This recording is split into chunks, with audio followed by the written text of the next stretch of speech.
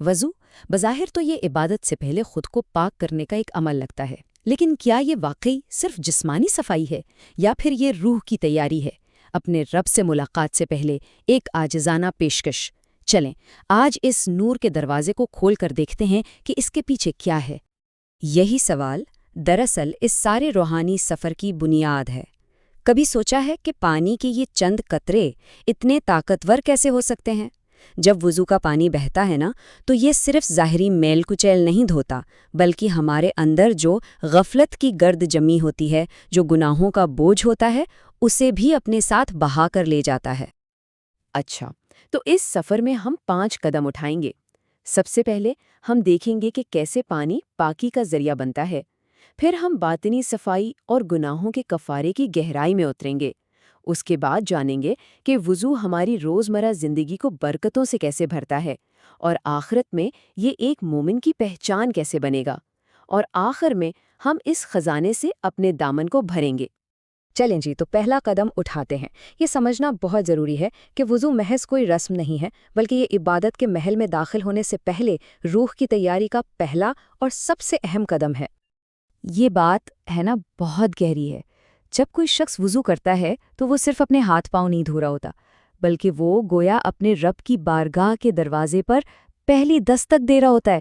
یہ ملاقات کا پہلا ادب ہے، خود کو اس عظیم ہستی کے سامنے پیش کرنے کی تیاری۔ اور یہی تو وضو کی اصل روح ہے، باطنی صفائی۔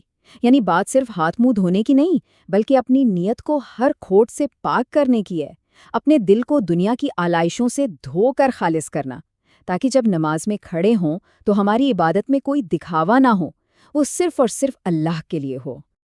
اور نبی کریم صلی اللہ علیہ وسلم کا یہ فرمان اس کی اہمیت کو بہترین انداز میں واضح کرتا ہے۔ الطہور شطر الایمان، یعنی پاکیزگی آدھا ایمان ہے۔ اور یہاں صرف جسمانی پاکی کی بات نہیں ہو رہی، بلکہ یہ روح کی اس پاکی کی طرف اشارہ ہے جو ایمان کی جڑ ہے۔ تو اب آتے ہیں اس بات پر کہ یہ جو اتنا سادہ سا جسمانی عمل ہے، یہ کیسے روح کے گناہوں کو دھونے کا ایک معجزہ بن جاتا ہے۔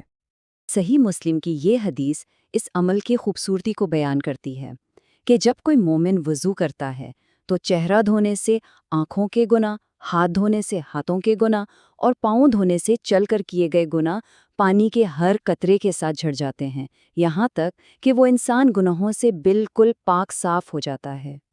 تو یہ ایک مکمل روحانی عمل ہے 3 مرحلوں کا۔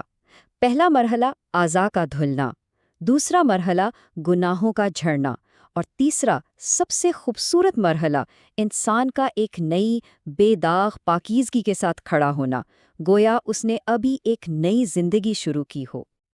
اور بات یہیں پر ختم نہیں ہوتی، بلکہ اس سے بھی زیادہ حیران کن بات یہ ہے کہ وضو سے گرنے والے پانی کے قطرے بھی ضائع نہیں ہوتے۔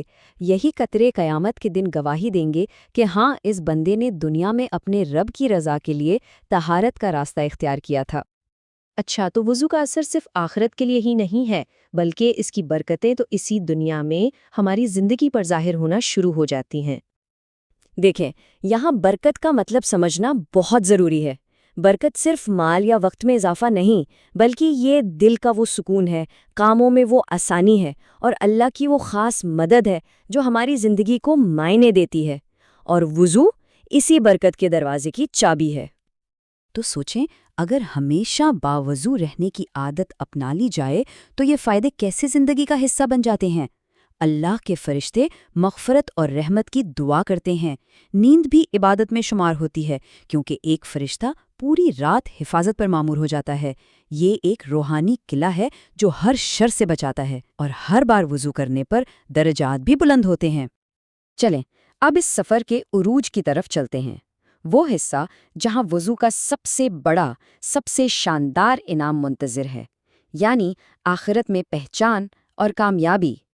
نبی کریم صلی اللہ علیہ وسلم نے فرمایا کہ قیامت کے دن میری امت کی پہچان یہ ہوگی کہ وضو کے اثر سے ان کے چہرے اور اعضاء نور سے چمک رہے ہوں گے۔ وضو کا یہ نور جو دنیا میں تو پوشیدہ رہتا ہے، لیکن آخرت میں ظاہر ہوگا اور ایک مومن کی علامت بنے گا۔ اور ذرا اس خوبصورت واقعے پہ غور کریں۔ نبی کریم صلی اللہ علیہ وسلم نے حضرت بلال رضی اللہ عنہ سے پوچھا، اے بلال، میں نے جنت میں اپنے آگے تمہارے قدموں کی آہٹ سنی، تمہارا وہ کون سا عمل ہے جس پر تمہیں سب سے زیادہ امید ہے؟ تو انہوں نے جواب دیا، جب بھی میں دن یا رات میں وضو کرتا ہوں تو اس وضو سے 2 رکعت نفل یعنی تحیت الوضو ضرور پڑھتا ہوں۔ سوچیں، ایک چھوٹا سا عمل اور صلہ، جنت کی ضمانت۔